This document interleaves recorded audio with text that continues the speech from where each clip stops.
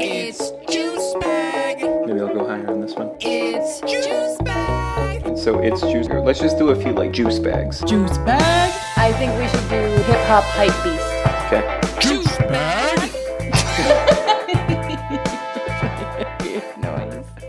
Okay. Hello, everybody. Hi. We're back. Hi, everyone. Welcome to Juice Bag Podcast with Dakota Jones. And Jett Jones. We are here in the Lettuce Lounge, which I forgot that's what we were calling this room, to record another podcast for your guys' ear holes. Yeah. It's Jett? been a little bit.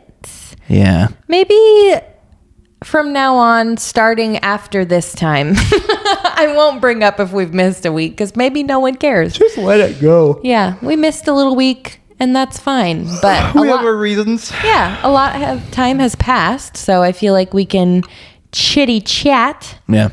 Fill them in, man. I mean, if we just don't have any like context or whatever content to post, we'll just wait until we do. Yeah. And we've just been really stressed the past like 2 weeks, so we didn't. Yeah. But before we get into that, how are you? Oh, how yeah. are you today? You're always very good at remembering that. I try. Today, I would give myself a 7 out of 10.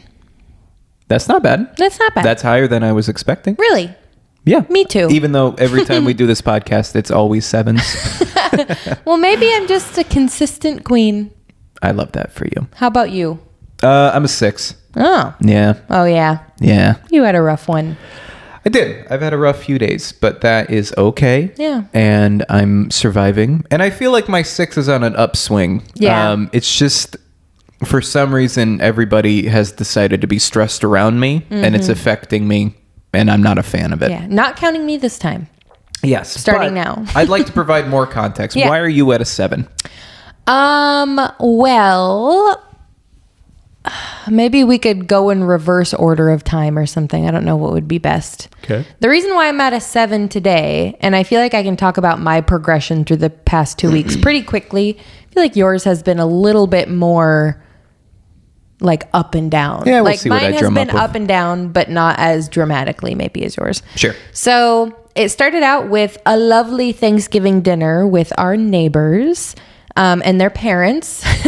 So on the East Coast, we had our first invitation to someone else's house, and it happens to be our neighbors. We share a driveway, so it was a very easy little 5-step walk over to their house, and we had a lovely meal where they accommodated my gluten-free and dairy-free So nice stuff and thoughtful in their and things. considerate. Like they made a whole spread, right? And they still they made me my own mashed potatoes with no dairy, and they even made me gluten-free gravy. I think this was their first time hosting Thanksgiving. Is that what I remember? I don't know for sure if it was their first time, but definitely in a home that they own. Yeah. It was special. It's a big to them. step. Yeah. They definitely outdid themselves, Yeah. I would say. It was lovely. And I'll note, what I noticed with them is they take great care of their parents. They do. I don't know about you, but like, especially my mom, she will not just like sit and just enjoy, even if I want her to sit and enjoy my hospitality. So it was actually kind of refreshing to see parents sitting and enjoying while the kids were like slaving away. Yeah. Like adult kids, right? They're like mid-30s, but they were making a big spread for their parents. Which No, I thought totally. was And sweet. two out of the 3 of them were Europeans, so that probably has something to do with it. But they were You they were think? straight chilling. Oh yeah. Oh yeah. And we got to chat with them, and that was really pleasant. We got to hear some fun stories from all around the world, and definitely one for the books. And we kind of did it for the plot. I know holidays can be hard to make decisions about, like going to a newly acquainted friend's place for Thanksgiving was definitely a leap of faith on if it was going to be a good time. But honestly, we did it for the plot just to kind of see what was going on. And obviously it was very sweet that they passed the invitation along, because they definitely didn't have to do that. And that was great. But there was a bug among us. And we got, what did we get? COVID-19 once again. for the 4th time. Once again, For we the got 4th COVID. time. It never stops. Yeah. We're vaccinated. Yeah, yeah. We're boosted. Yeah. Got COVID every time. Okay. Shut it down. Anyway. Yeah, we got COVID and it sucked. It was a pretty bad one. Yeah, especially for you this time. Yeah, we basically got notified. I woke up feeling a little off, kind of headachy. I was having a good weekend, getting my dishes done, all that stuff, and then I just kind of slowly started going lower and lower, and then my head was hurting a little bit more, and I got a call, or Jett got a call rather from our neighbor, which was very nice of them to call very promptly when they found out. And they were very forward, and they were like, "Oh, by the way, like we took a test and we failed." And I was like, I overheard this conversation in the living room, and I was like, "Dang it!" And you could hear me screaming from the living room, but yeah, totally got it. Yep, which sucks. Whoa, there's a loud bus outside. Yeah. But no, dude, like, so I've had COVID 4 times now, and it always seems to like hit me pretty hard and then go away. And it's like a bad flu for like a day and then it's gone. But even for you, this one, would you say this was your worst one yet? I would say this is probably the 3rd sickest I think I've gotten in my life. Really? Yeah. What were the other 2 times? The time I got dry socket was probably the worst. Oh, well, yeah, that was just like pain. That was like 2 weeks of horror. Yeah. That was horrible. Yeah. I was basically bedridden, couldn't move, could barely eat, could barely talk. Ugh, that was I so lost hard like to watch. 10 pounds. Yeah. I couldn't do anything. Yeah. Tooth pain is no joke, apparently. Yeah. And then the other time was, I think, when I went into my little mini coma after my car wreck. When you were a little kid. Yeah. And I got sick after that too. Yeah. Big old concussion. Anyway, Oofta. no, this one sucked. It really hit quite hard. I think this was the first time I've experienced like that long of like a migraine. Mm-hmm. I've honestly been having a hard time remembering most of it. I was just miserable. You were pretty down and out for like 30 hours. Like definitely like Delulu, Feverland, like surviving, not existing, like just... Yeah. You were going through the motions trying to pass time through the pain, you know? Yeah, it was horrible. I definitely broke down crying in a shower one day. I was horrible. I was going through like a crazy fever, and Jett's like, go take a shower. And so I go take a shower, and it was like the first time I felt relief in like 20 hours. And I was like, Jett's like rubbing me naked, and as I'm sitting on she's not naked, I'm naked in the shower. She's like rubbing my back. She's like, it's okay. I'm like, I just love you. I'm so sad. It was rough. We all have our vulnerable moments. Yeah. But it's okay. I ended up breaking my fever and I felt a lot better. And then you got sick with COVID. But thankfully for me, my fever hit in the middle of the night, the following night. And so I feel like I got to sleep through the worst part of it. And so I did have a fever the next day and felt a little bit delulu, but I work from home. So it honestly didn't affect too much. Like, I'm sure I didn't do my best work last week or the week before, but that's how I felt. Yeah, I got the job done. Not too many errors, I think, from my end. So. But you had kind of a lingering COVID. Like it was kind of a sleeper. It hit you like 5 days after.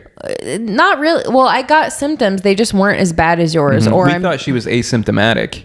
Yeah, but because I lost taste before you got symptoms, but I hadn't put that together. I just started adding a bunch of salt to my meals, and you pointed that out, and I gaslit you into thinking... You were telling me about the benefits of sodium. I'm like, this bitch is crazy. So yeah, anyway, I don't know. I was hoping it wasn't like a COVID issue and I would kind of skip out this time, but no, I definitely got it, but just not quite as bad as you, except feel worse for me though than Dakota, because his was pretty bad for like 3 days, like bad. It always hits me. I feel like my body gets sick and then it gets really sick and it burns it alive and then I'm fine. So I never am sick very long, but I get pretty sick pretty quick. Yeah, so you bounced back. Me, on the other hand, it was kind of a slow burn. I still don't have taste or smell. Like, I know there's been some stinky stuff around me that I have not been able to smell. And I can't taste anything but like vinegary things like Frank's hot sauce and she's putting pickles. That shit on everything just like lately. The commercial. I know. The old lady. We're having like delicious like steak and potatoes and carrots this week, and she's like just dipping it in Frank's and like barbecue sauce because that's all she can taste. Yep. Also, I want to go back a little bit too. Jett got really sad that she wasn't able to make a Thanksgiving dinner this year, and so she went out and bought this beautiful roast the day before we knew we had COVID. And she spent like 9 hours cooking it. Mm-hmm. I had a bite of it like maybe 2 hours, literally 2 hours before I lost my taste. And we literally couldn't taste the thing the rest of the week. But you have taste now. It's very diluted. You- It's very, even Is it now. dull? Yeah. Really? But I Maybe remember we're when about the same. I don't know. Well, because I tasted it the first time I had it. You brought me Yeah. a little spoonful while I was still sick. I couldn't even eat it because I Yeah. was still sick. But you made me a little bowl and I was like, oh, this is so stinking good. I can't wait to eat it. And then 2 hours later, I couldn't taste anything. And you were the exact same way. Yeah. So. Quite the bummer. Yeah. But the sneaker part where you said like my delay was 5 days is like I've had some gastrointestinal issues now. Like major gastrointestinal issues. I had a writhing in pain, like 3 hours of just like waves of like just. There's no way to describe it. It wasn't gas pain. It wasn't cramps. It was just pain radiating from my stomach for like 3 hours until I inevitably yacked. Yeah. And that helped, but it didn't fix it. Like it just helped a little bit. And then I like chugged some water and then did I take NyQuil? I don't think I did. It must be, I was thinking about this, and it must be the amount of like NyQuil and Dayquil we've been having lately just to like deal with the symptoms. Yeah. I don't know what else it could be. I don't know. So anyway, I threw up and then I had a migraine the next day and a stomach ache still. So I had like a 24-hour stomach ache.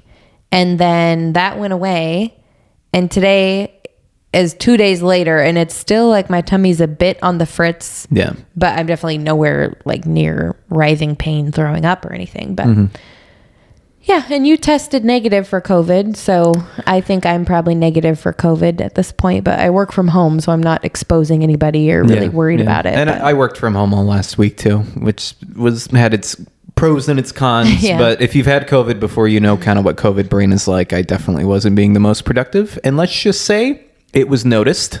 And there were some consequences for that that I'm still dealing with. Yeah. Yeah, and you don't want me to get into that, so I just won't. That's fine. A little bit of work drama. Dakota's angry, but that's okay. We're making it. We're making it through. We're making it through. But I did think it was a good opportunity for us to talk about today's podcast, which I was hoping we could focus on in sickness and in health. The commitment every loved couple make to one another when they answer the big question of, do you want to get married? They say, yeah. I do. And then you sign your name on the dotted line and you got to realize that you're in that shit for life. Yeah. And you got to commit to it in sickness and in health. And I think this week is a real testament to that because I think the universe really smiled on us I was sick pretty bad and then you were sick pretty bad. And I felt like we did a pretty good job of taking care of one another. And I'd like to take that time. That's been a long evolution for us. I know. Should we talk about certain circumstances where maybe we haven't supported each other in the right ways and then get to how we've now learned how to support each other in the right ways? I think that's good. But I also want to take a second to just thank you and thank us for putting in the work that we'll talk about because this time being sick, it was so much easier to bounce back because I felt so supported. And it's just great having you around. Yeah. And I hope I was the same. We're figuring it out day by day. But yeah, go ahead and get into the horror stories of our past of being sick. Yeah. Well, this is heavy juice bag stuff, folks, because when you're sick, you're not yourself. Yeah. And that goes like, especially for you, not gonna lie, like man colds, baby. Woo. Well, I wonder, like this, I don't know if it's a situational, like it must be person to person. I don't know if it's male, female, or how it mixes with hormones or whatever.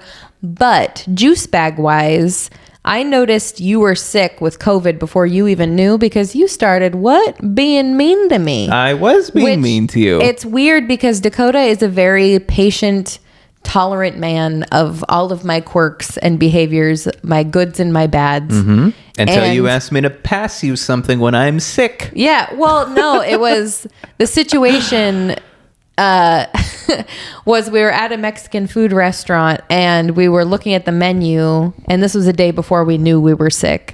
We were both calling each other out, accusing the other of being sick. It was really funny. But we weren't sure. We just knew we were off. What did I do at the restaurant? I was adding salt, and you were like, "Do you have COVID or something? That's a lot of salt." And I was like, Sodium is important for hydration absorption. Because you were putting it in the shared salsa. I was like, dude, that's a lot. I ended up literally pouring a pile of salt onto my plate and dipping your each taco chip into it. Yeah. It was horrible. Yeah, I was having way too much salt. Was I mean to you at the Mexican restaurant yes. too? And I mean, it's Dakota mean, which in my eyes is not very mean. You just get honestly bitchy. That's the only way I can put it, like a little bit mean.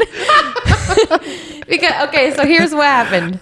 We were looking at the menu, and of course I have a bunch of dietary restrictions and I can be kind of picky, and your eyes are way bigger than your stomach nowadays. And so my mission always when we go out is to remind you that if we can't finish what we order, we can order more, and we never order more because I'm always we're satisfied. always full and satisfied. I know. So I'm like, let's just split 3 tacos. The chips and salsa are free. Like, let's have a smorgasbord of chips and salsa and then have 3 tacos. And it's a super cheap dinner and it's great. But to get there, you were like scanning the pages or whatever. And you were on like the enchilada page, which was only 1 page flip away from the tacos. And I had basically already decided, like, I want tacos. So my menu was closed and I was sitting enjoying chips and waiting for you to like finally fold and eat the tacos with me. And you were like, well, how much are tacos? Oh, I remember this. And you were looking at the enchilada page. I was like, oh, we'll just look in the menu because the taco prices are listed. You're like, yeah, but how much are they? He was like, you have a menu in front of you too. And he's like, just look. And I was like, oh. I know. I didn't want to turn the page. I was like, just tell me how much the tacos are. I want to compare the prices. Exactly. But to me, I just thought it was out of character because typically I recall you kind of giggling and laughing. I don't. I remember being like, what the heck? Oh, like, really? Don't be mean. Yeah. Oh, no. And I looked anyway, but I gave you a hard time because I'm me and don't take no shiz from no man. So I was like, I guess I'll open the same menu you have in your hands and read you the prices. Oh, eat a pickle, dude. That's Come exactly what I said. Anyway, long story short, you called me out. You're like, that's a lot of salt. You must have COVID. And I was like, you're being mean. So that being said, be forewarned, people out there, that if your spouse or partner or yourself are acting off, stop gaslighting yourself and believe yourself that something is off. A lot of the time, I kid you not, looking back, every single time you've ever been that way to me where you say you end up literally being sick the next day or having a headache and you're fighting a bug. And I know I say that so often and you give me a hard time about no. I think fighting it's totally true. I think my weakness is sickness and hunger. I am hangry all the time. And when I'm hangry, I get bitchy. And when I'm sick, I get... But when you're sick, it's like, it's noticeable. I know. And then, but now I think my presence has shifted in our, maybe with maturing or just like realizing that I really want to know your quirks to understand how to better be a partner to you. Yeah. That I look out for those things now. And when you are that way, now I'm like, oh, maybe he's literally fighting a bug. And it helps me not attach your bitchy behavior to you as a person, but instead the struggle of being a person, which is having a juice bag. I totally understand. And I feel like it's totally the same for you. Yeah. I don't want to lose viewers by saying I totally know when your period's about to happen because you're not quite yourself. Yeah. But that's also true. I mean, it's facts. Living together for so long, you get to learn those quirks. But to bring that back to the beginning of our point is that it's all juice bag related. It's honestly the inspiration for the whole podcast is how we deal with each other at our kind of our weakest moments. And you can imagine if back in the day, if currently I'm still, bitchy or annoying and Jett's still kind of irrational sometimes during the week. It is so, you may speak freely. Can I give you the permission to speak freely about my behavior? It's nothing actually that critical. You just don't make sense. Yeah. You kind of like are still strong-willed because you still don't take no crap from no man or whatever. But you also like kind of quickly lose ground to stand on and you kind of just get pissed off and get mad at me when you're about to have your period, which that's facts. is honestly just kind of fine because I'm more than happy to just relinquish that and be like, oh, go on, you know. So it's fine. It works. You got to let the ego die when Aunt Flo comes to visit. Yeah. But so you can imagine back in the day, like before we were aware of these like chemical imbalances and like sicknesses and all these red flags popping up, we used to be pretty mean to each other. And I feel like a lot of couples, especially young couples, could possibly be going through this and ending relationships on the base of people not acting their best at all times. Yeah. And that's just unrealistic to expect from somebody. Well, also, maybe I'll let you speak to yourself, but I've done some self-reflection too about why I behave in a particular way when you're sick. So over the years, your biggest feedback to me has been like, I'm not nurturing enough when you're down for the count. So if you're like sick, you want to be coddled, like you want huggies, you want kisses on the forehead. You want me to be at your beck and call. I want you to blow my soup so that it's not too hot and put it in my little mouthy. Yeah. Big baby mode. And I've learned over the years to relinquish my own vulnerability to be vulnerable with you. And I feel like, especially as of late in my, like I said, maturity, or just I feel as though I have the space to be present with the type of partner I want to be for you in those situations, I've learned that a wall that I had up because of my upbringing was that in traditional households, heterosexual couples, it was always taught to me that a man was supposed to be the macho provider, never shows emotions, always is strong, grits his teeth and bears it type of guy. And it made me extremely uncomfortable when you were sick and couldn't be that. And it triggered a vulnerability in me where I felt like our family was defenseless if you showed weakness. And it made me very uncomfortable. And I'm a avoidant type. And so I know for myself, if I felt as though you were sick and wanted to be coddled, it made me so uncomfortable that I just kind of avoided you, or on occasion belittled your experience to try to like toughen you up, which is so not okay.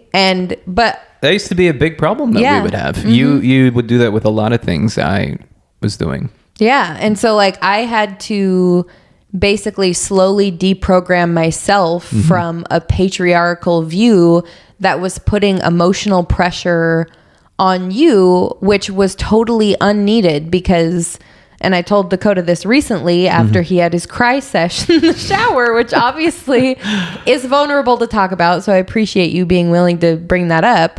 In the moment, it felt very serious and very scary to me. And I did some personal reflection after the fact because I was like, you know, I'm proud of myself for like going in the shower with you and like talking to you and just trying to like nurture and be there for you in a very sensitive moment, right? And to me, it was unpacking the fact that I had never asked of you to be a emotionless beefcake. You know what I mean? Like in marriage, that is not a deal breaker. Maybe for others it is, but in my vows, in my views of everything I've ever wanted from you or a partner or a husband, it has never, ever, ever been the chest thumping macho man type.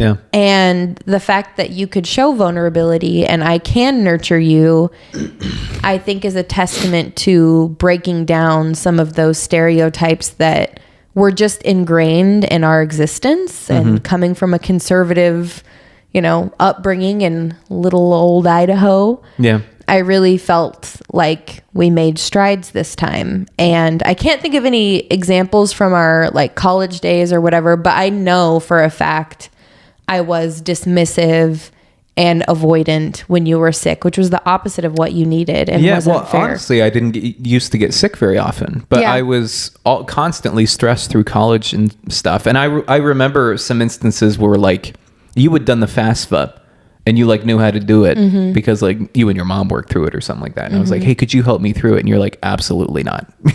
Like, lead a horse to water. I'm not going to feed it to you or drink or make you drink. And I was so pissed off at you. I'm like, why wouldn't you help me? Like, why? I was wanting to be coddled in that moment, even though you probably perceived it as like I wanted you to do it for me or something like that. So there was instances like that. And it caused a lot of tension.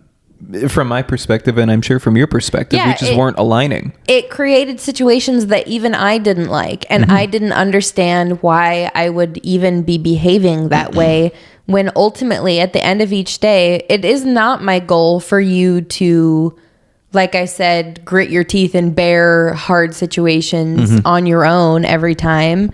But I would rather end every day knowing that you felt supported and cared for. Yeah. And that we're aligned, than I would try to keep some sort of moral high ground in situations where I think the conflict would usually come from you didn't know how to express that you just wanted to be nurtured and only nurtured. You would just be like, I'm confused. Well, I can't do it. Blah, blah, blah. And I'd be like... I think there's a deeper layer to this, which is that opposites do attract in a lot of cases. And I feel like me and you have a lot of opposites. And...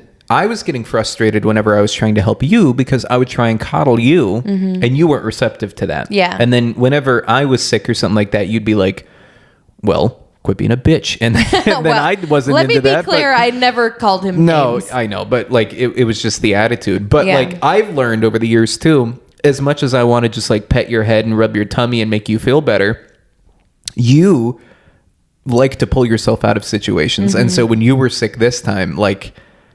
before Jett even woke up, I had cleaned the entire kitchen. I had cleaned the bathroom. I'd cleaned the entire ground floor. I had done everything to set herself up for success. And then she made, I think it was just like egg fried rice or something like that. And then she's just like, yay, like my thing of the day is good. And then she was able to relax the rest of the day. Even though the kitchen looked like you. I cleaned it after. Oh, I don't know about that one, dude. I don't think I did. It was a bad one. I recall there being eggshells on the counter. Like they were sitting there for part of the day. Yeah. But I did partially clean up. I know. But it's just setting up the other person for success. And so I want to be coddled. You want to be honestly left alone. But that was great. Like cleaning to take off like mental load is the type of support I would want. Well, yeah, because I knew if you woke up and your only chore that day was to cook and the kitchen was a mess, you'd be like, well, overwhelmed. I'm just not going to do that. Yeah. You know, and then you wouldn't. Yeah. But yeah, it definitely stinks, but you got to hang in there for a bit to kind of learn each other's quirks and understand when those flags come up and how to identify them. That's why it's so hard to think about people with like chronic pain and stuff who are just never quite themselves or unfortunately like under the influence of like opiates or other medications or something like, you know, unfortunately that's not you. I would argue that is only a selfless relationship. So like if you are potentially the partner who isn't in chronic pain or having a chronic issue, you are making the choice to then forego some of your own needs to accommodate them through those situations. Well, so is the other person. You guys are now both committed to basically fixing the one person, not fixing, but like uplifting and supporting, regulating that one person, which... You know, as long as you're aware of that. I don't know. I truly don't know if that is sustainable for specifically, I specifically young couples, I would say, like child rearing ages. So like I'm talking first marriages. You know what I mean? I feel like some people could maybe get married in their 50s to someone with issues, you know, that are physical or mental and kind of be able to have enough independence without the pressure of like, oh, well, how are we going to get the kids to practice or whatever? Like, it's more of a, you know, we're just companions and there isn't a ton to sacrifice to take care of the other person. There definitely has to be a phase of buy-in, which means that people are committed to the relationship. And obviously, like, chronic pain and stuff like that is extreme examples. But, like, I just worry and wonder sometimes about modern-day relationships, and I wonder whether or not they have the grit. I'm sure a lot of them do. I'm sure a lot of them don't have the grit to kind of recognize and reflect after, you know, seasons of turbulence in the relationship to be like, oh, like this person is just going through a hard time. This is not who this person is. Yeah, like don't let those weak points define who they are as a person. Exactly. Not to bring it back to boring old architecture, but I was actually just reading about this in an architecture book yesterday when I was talking about running a practice, which is like if you have a annual review, if you had an annual review with your boss, we'll make it less about architecture. You wouldn't want your boss to focus on one anomaly. Like say you were late one day. You wouldn't want the whole meeting about your annual review to be about one day. You'd want it to be about how you were the majority of the time. And so, especially like with us, like our relationship has spanned almost decades by now, almost plural. How many years has it even been? 14. Is it 13 and change or actually 14? I think it's 14 and change. Okay. Yeah. But what was it? You threw me off. Sorry, you were talking about the negatives being focused on, like in a review. Oh, yeah. I just wanted to make the point that you want to focus on the majority of how somebody is. Like their character is expressed through like how they are most of the time. Exactly, on average. And so what I was saying by our relationship has spanned so long that there are definitely times where Dakota was not who Dakota is today for like a year because he was going through COVID and his brother almost died 3 times and his grandfather did die and then he moved across the country and there's a lot of shit going on emo that affected me. Yeah. And now I'm here and now I'm a different Dakota and all that stuff. So as long as you're down to clown and go through the seasons of people's lives, that's the commitment that we're looking for. And I think we've talked about this before where there has been times where we have actually gotten to the point in our relationship where we have said, if we continue these patterns, we will not make it. Exactly. How are we going to change? And then we just kind of beat that dead horse over and over and over again until the horse came back to life because it turned into CPR. No, I completely agree. It is challenging. It's hard to maintain really long relationships, but it's just the commitment and respect that you have for one another. And like, not only the commitment to the relationship, but the commitment to self-betterment. Like, thank God for therapy for me specifically. Like me learning about the process of like understanding not only my emotions, but my triggers in my life. And then understanding that when I have something that happens to me, realizing what has happened and that's the cause of why I'm acting the way I'm acting, and then being able to correct that, shortening that time between understanding and correcting is all that therapy is about, and getting better at knowing your triggers and then avoiding them if possible, but then also correcting them if you run into them. Or just shortening your spring back time. So like you're talking about where you're exposed to a trigger, and then rather than floundering in the pain and suffering and anguish and mental turmoil that the trigger brought upon you for months or weeks and days and years and over, like unpacking the scenario. Or letting the same trigger affect you over and over again. Yeah. And just like being continually triggered, you identify the trigger and then your patterns afterwards and make adjustments so that you're springing back in. Yeah, you can just skip to the end because it's predictable. Time. That's a way better way of explaining it. I feel like I've told this story before, maybe on this podcast, maybe on a different podcast, but there was this one day where I was in such a bad mood and I was just being a total asshole to Jett on our way to, at the time, Moscow from Colfax. This is back when we lived in Washington. And I was just being so weird and quiet and kind of just moody. And Jett finally peeled. She's like, what's wrong with you? Like, why are you being this way? And I'm like, I just don't know. Like, I just feel weird and creepy and all this stuff. And she ended up making me talk about how I was feeling. And then after we had talked about it, we had realized that the night before I had watched an episode of SNL where this father figure was like hanging out with a bunch of his daughter's friends and like trying to throw like a pizza party or something like that. They were hosting a sleepover at the like it was a little girl's birthday party, and the dad was like the host of the sleepover, like being the party dad. But one of the girls at the party, like the joke was that one of the teenage girls was like hitting on the dad, and it was like making him uncomfortable and stuff. So anyway, I had a dream that I was that dad, and I felt like a complete creep Yeah. And I didn't even realize it until Jett had made me break out of my shell and talked about it.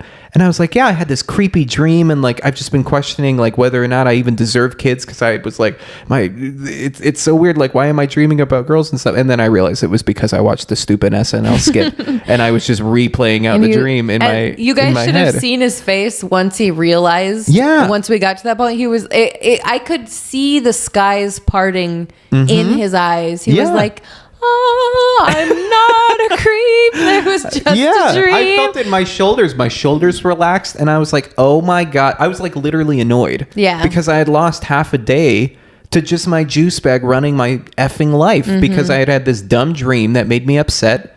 And because I never took time to think about why I was in a bad mood, I lost half the day to a bad mood. It sucks. Yep.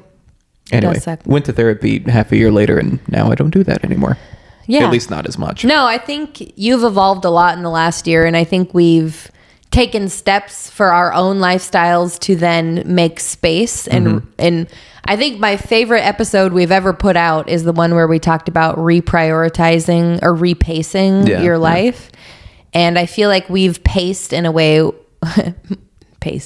we have like paced out our lifestyles in a way where I have the capacity to then support you on your lower days and vice versa. Exactly. I just feel like it's working out. We've made that space. And you did that greatly today. I really appreciated all the work that we've put in thus far, because today you were able to pick up on my mood, which has been down because I'm coming off of a pretty serious case of COVID, and then also I'm having a lot of work stress. And so to come home and have you rub my back and just kind of do a little bit more physical contact than you normally do, and just some reassuring hugs and pats and stuff, it really meant a lot. And I think I even said so. I was like, it's really nice that you're doing this for me.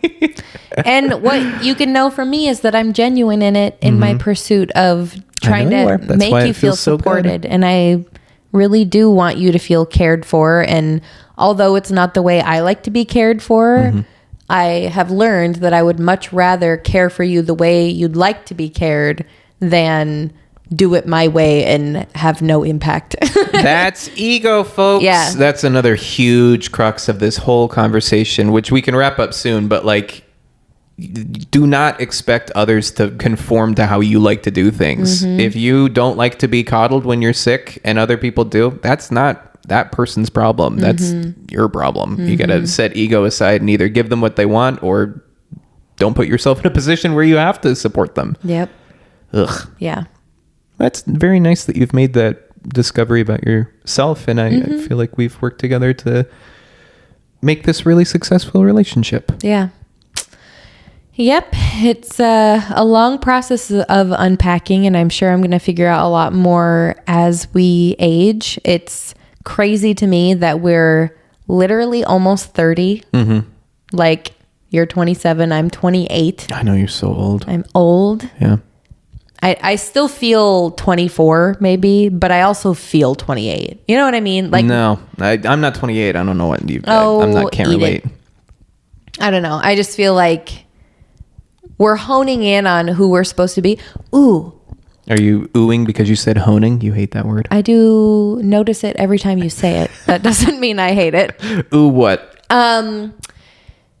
I heard a quote today that was kind of impactful that I thought you might want to discuss, or at least this hear. Is a left field. Go ahead. Yeah. It was, someone said that they believe those who are pursuing financial wealth are more likely to receive once they have reached moral wealth. Fascinating, isn't it? That is interesting, yeah. Because, and the way I viewed it, and while I explain, I'll give you time to kind of unpack your feelings on it or whatever. But the way I left that quote was thinking, I don't know if it was during like the Squid Games or like some other interview I was listening today. I don't know. But when someone said they believe that financial wealth comes after moral wealth, for us or myself, I was thinking about how it is a interest of mine to reach a lifestyle in which that I feel wealthy. Currently, like financially wealthy. And currently, I don't feel wealthy. Like, we're living relatively paycheck to paycheck trying to pay down debt. Like we are not living in excess. We have one car. We're buying groceries from like Aldi and Trader Joe's, keeping it simple, keeping things toit, making sacrifices. Yeah. But I found it so fascinating, this idea of being motivated by being morally wealthy before being gifted financial wealth. It's a little spiritual woo-woo, I'm aware. So No, I get it. But I kind of like it because I feel like you and I specifically, when we talk about why we're striving towards wealth besides worldly comforts, it has always been kind of hard to peg down besides like some financial traumas in our past. And, you know, you and I have a lot of moral high grounds, let's say, that we aspire to get towards or live by, I suppose, that maybe sometimes go by the wayside because we are just focused on things we deem important elsewhere. Yeah. But I was just kind of interested to hear your take on like what it would take for us to be morally wealthy to then become financially wealthy, potentially. That's really interesting because it reminds me of what was the name of that card game that we played recently where we like prioritized our priorities? It wasn't a card game. It was like a card sort. Yeah. Our friend let us borrow, but it was, it's a deck of cards that have, is it morals on it? It's values. Values. Yeah. That's value cards to sort. There was like 300 of them and you have to like kind of cutthroat decide what your top 10 You pile them in order of priority are. and then you keep doing that until you end up with 10 in order, right? Yep. But it reminds me of that, kind of what you were talking about. And like so many of mine were, in fact, I don't think any of my values were actual wealth, physical money or anything like that. It was community and it was love and it was family and it was all this stuff. And when you say that quote that you mentioned, I think it's really insightful because it makes me reflect on what has worked out since I've got over here to the East Coast and kind of repaced my life to be more of what I want it to be. And understanding too that even my current position, you know, I don't know if it's the right direction. I'm still looking. The things that I have found the most rewarding have actually been my time serving people. So like I've mentioned, I joined Big Brothers Big Sisters. I gushed about my little way too much on I think like 2 episodes ago or something like that. But like that is so rewarding in itself, and I felt like that was such a wealthy thing to do as far as like morally wealthy. Like it was, I was so greedy in the sense of like I wanted that good feeling all the time. Like we just went bowling and he was like so grateful and happy, and I was so grateful and happy that like I could see myself getting addicted to that. And so it's kind of that clarity of prioritization of like understanding that getting that dopamine hit from doing a good job of doing something that you enjoy and you know other people enjoy can lead you down the path of potentially financial success. But yeah, there's a lot of different ways to kind of skin that cat as far as how that quote goes, because there's so many things I could talk about it. Where like I also joined the 501st recently too, which is another like community-based philanthropic organization where we dress up as Star Wars characters and we go and like raise money for children's hospitals. And that's already like filling my heart up with all kinds of things that I would consider wealth, like just great, good feelings and, you know, connections with people in and around our community and stuff. And it's been great. And whether or not, you know, honestly, whether or not any of that, whether it's Big Brothers, Big Sisters or other community things or the 501st leads to financial success, I couldn't necessarily speak to, but it does make me feel really good. Yeah. I don't know.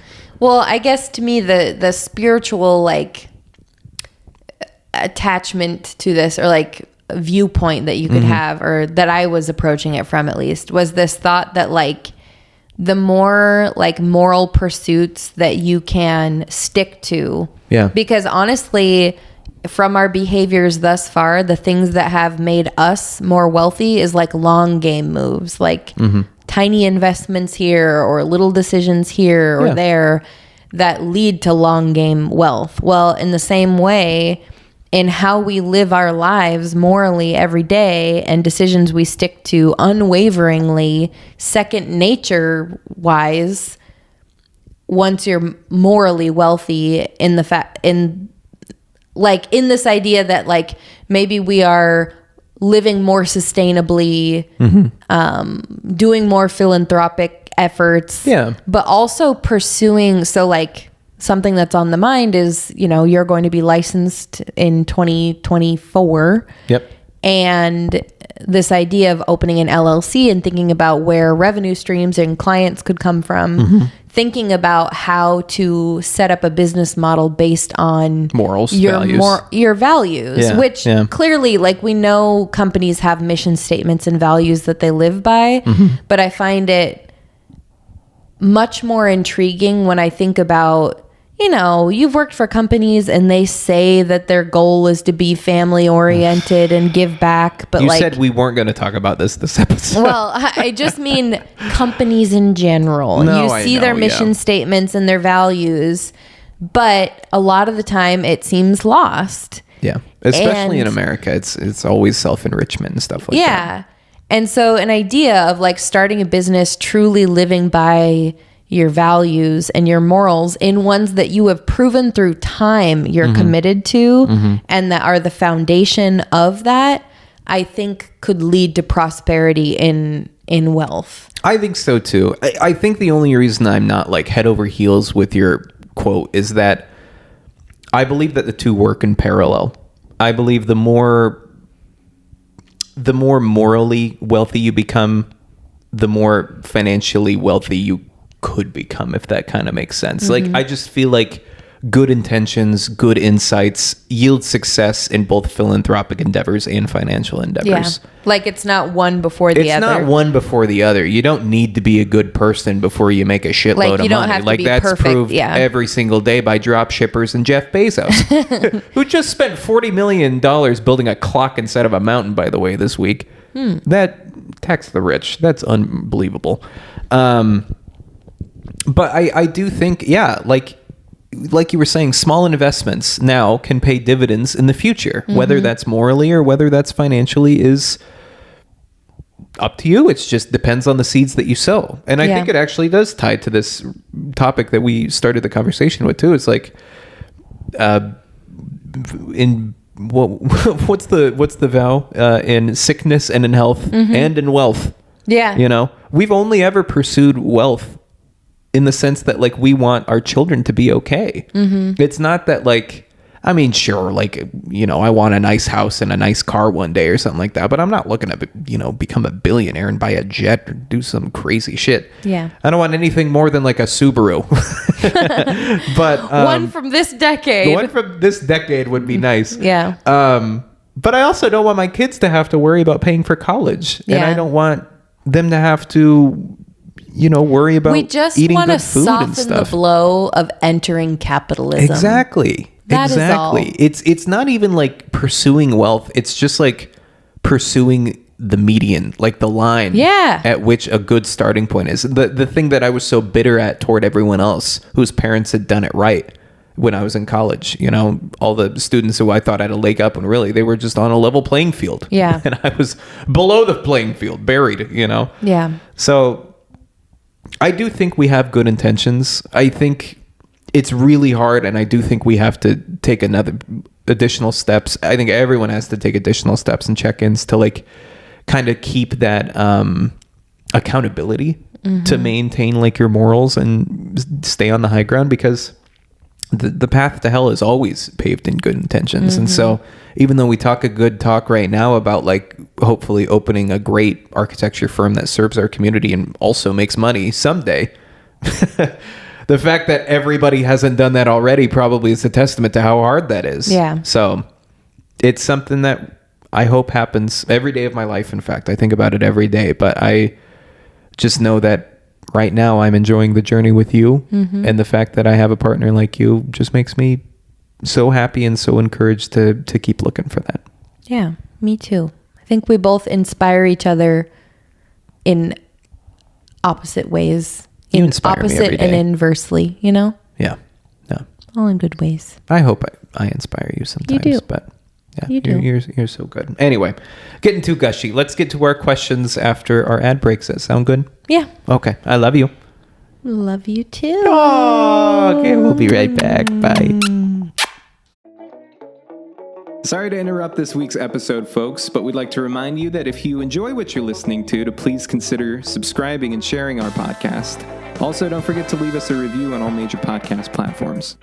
We're about to roll into our Q&A portion of the episode, so if you'd like to be featured next time, hop over to Instagram and submit your question to us at JuiceBagPod. Now let's get back to it.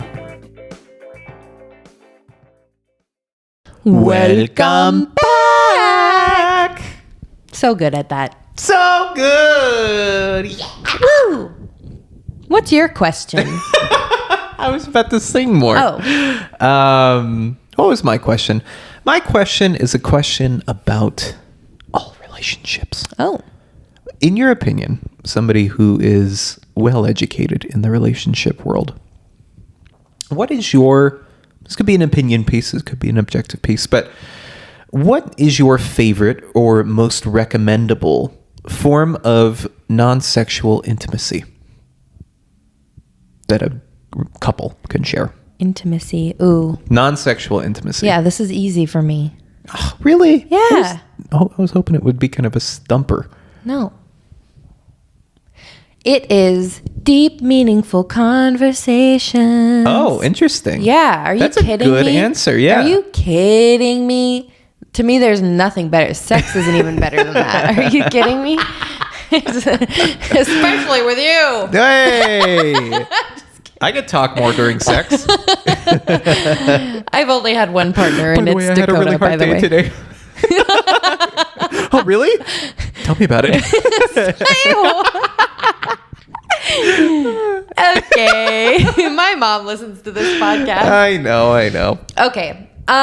Definitely deep conversation. And I guess that's a really good answer. Yeah.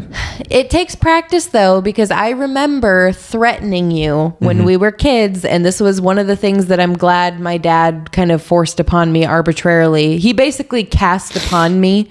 He was like, you shouldn't be with someone who can't have a deep conversation with you. Yeah. And that really stuck with me. And he said that to me, I think in hopes that it would make me break up with you because that's just how he was. Yeah. My parents tried to break us up too. It's all good. It just is par for the course when you're a teenager. No one blames them either. We got together way too young. Yeah. It was weird, but that's okay. Anyway, and so once my dad said that to me, I couldn't unhear it. And I was like, that is so true. Because honestly, the times I felt the most connected to my dad and we had breakthroughs was when we just had deep conversations about our feelings and just stories and correlated them to meaning. And it really made me feel a bond to him. And I learned that is something I really enjoyed. And if I didn't have that in a partnership, it would feel, I don't know, just surface level to me and wouldn't be worth the time and energy, I guess. Yeah. And so, and I'm assuming you're talking about really deep conversations. Yeah, because like me and vulnerable you, ones. for whatever reason, like to have deep conversations with other people. But in this question, I'm asking exclusively between couples, a romantic partner. Yes, Yeah. I stand by that. I think the ways that we have gotten to know each other would not be possible unless you and I brought down our walls and just unpacked uncomfy feelings or behaviors or assumptions about each other and actually had moral existential chats about how we felt about it. And then it was how do you feel? How do you feel? How do you feel? How do you feel? Until finally we had tiny breakthroughs that led to just ultimate, you leave the situation being wow, I know them better than anyone in the world knows them. And that is so intimate and special. I think that's, like I said, I was surprised by the answer, but I think it's so good. And the more I think about it, the better it is, because it's true. You take the big things and you break them down, and it's the perfect stuff to make a meaningful foundation for a relationship. Because if we didn't have conversations like that, any old buddy or pal could be just as close. Totally. Intellectually, Totally. Yeah. you know, like clearly in a monogamous relationship, you don't have sex with your friends. Yeah. But if you're having super deep chats with your girlfriends and then you go home to your husband and like the most you talk about is like what you're going to eat for dinner. Exactly. That just sounds lifeless to Well, me. we consider that emotional cheating. Like if you were going out and not talking to me ever, and then talking to another boy or girl almost exclusively about like your deepest wants and desires and things about your life and stuff, like, that would break my heart. Yeah. It'd be so horrible. Yeah. And I think that's true exclusively for our relationship, and I'm sure others, but not for everyone. No, I know. So I don't know, but that's my answer. What would your answer be? Oh, mine was way lamer. Well, that's okay. Cuddling. I thought you might say that. I love cuddling, and I don't cuddle anybody else except you, and even you don't want me to cuddle you sometimes. Sometimes But you're way too hot. I'm addicted to it, man. I love cuddling. I don't feel... You didn't used Closer. to like to cuddle. You don't like touch. So I always thought like, because the type of touch that I like, which is like soft, you know, and people always joke about like, oh, I want someone to touch my back or like play with my hand or my arm. I'm that kind of person. Like I want to be softly brushed until I fall asleep or whatever. But you, on the other hand, like... No, if I were an animal, I'd be a koala. I would just be stuck on something all the time. Yeah. Because I'm such a... I don't know, anxious person or something. I feel like my body's always like flexing, always tensing.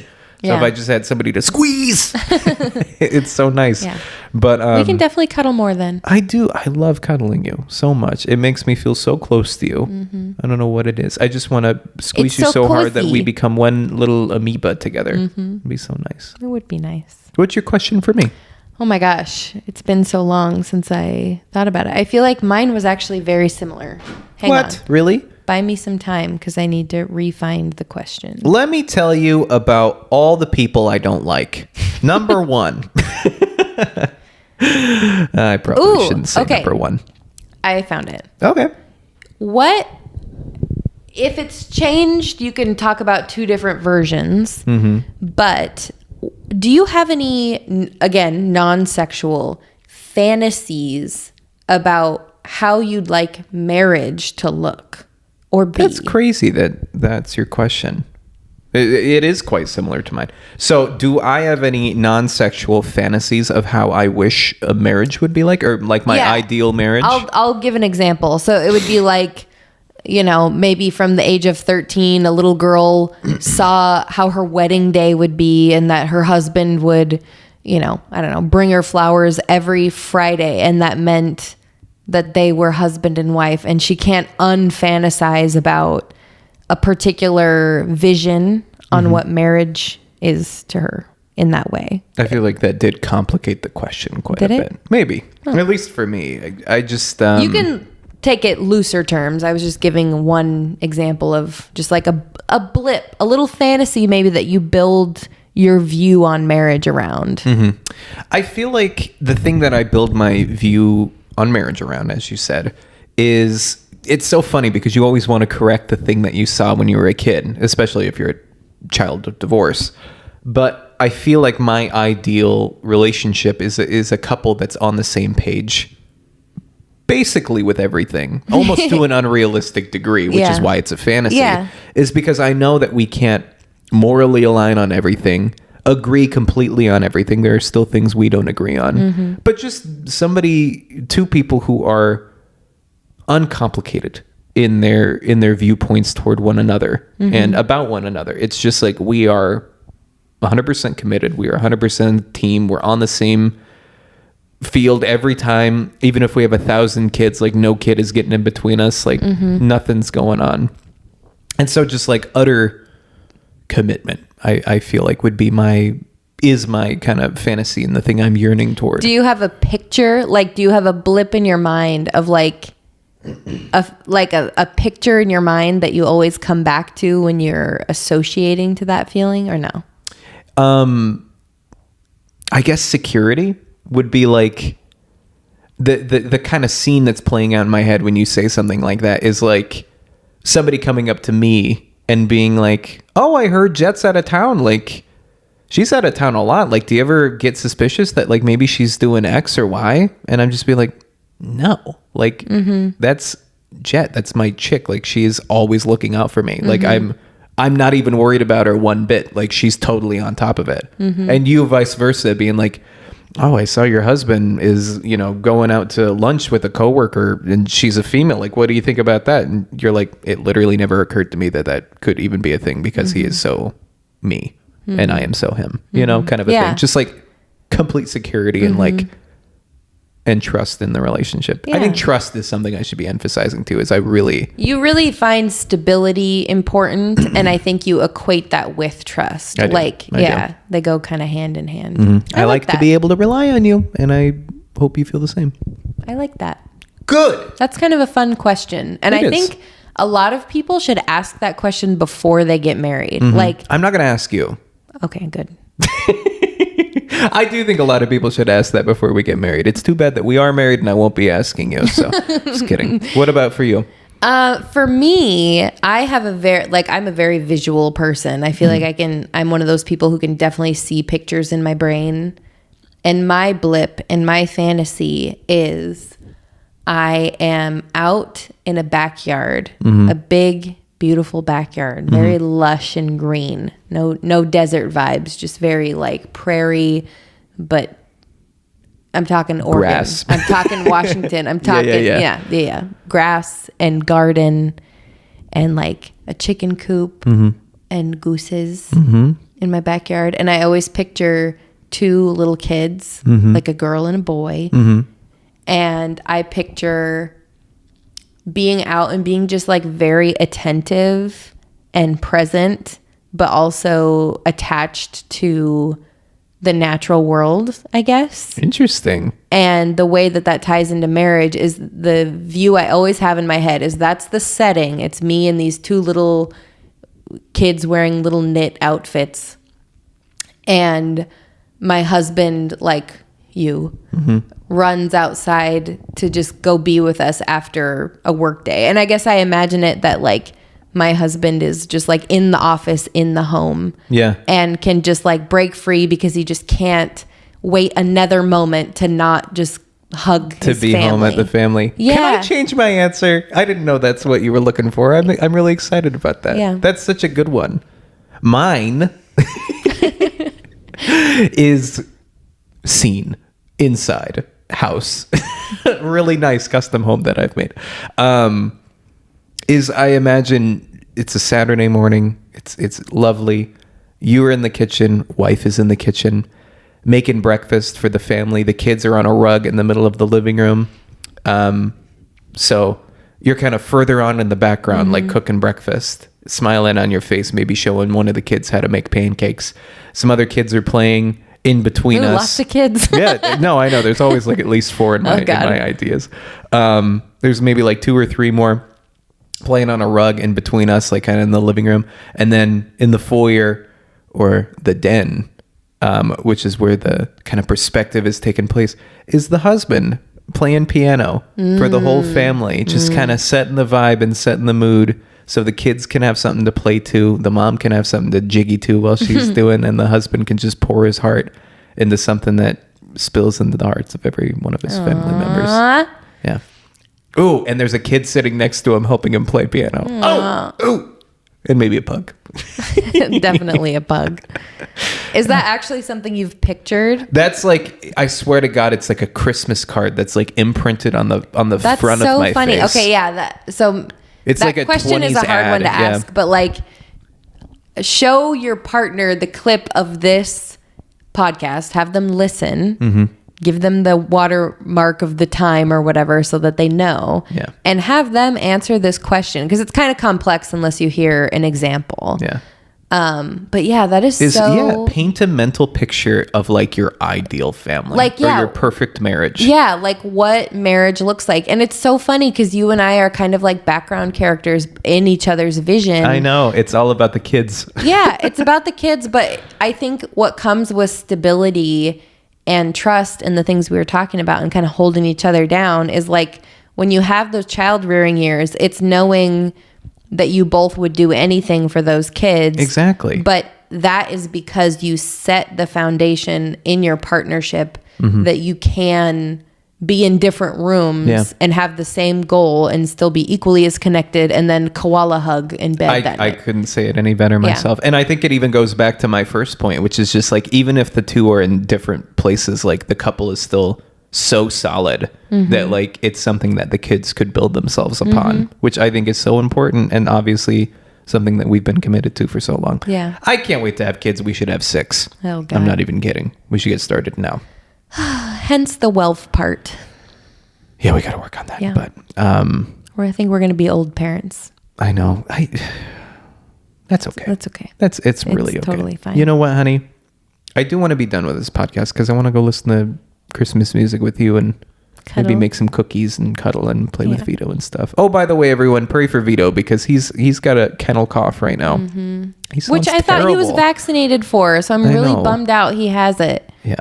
It's either that they didn't test him for it. They're pretty sure that's what he has. It could also be this like virus that's going around affecting the respiratory systems of dogs, but he's just a pug. So he already has respiratory issues. Nothing that's like shown up yet, but they're just kind of prone to that. Prone to that just and because they so have he's short sick now. snoots. He sounds terrible. He's still acting himself. I'm sure we're just being way too We sympathetic. feel horrible but like, for him. It's he's just really sad. He's too sweet to be sick. Yeah, Like, our baby. pray for Vito. Yeah.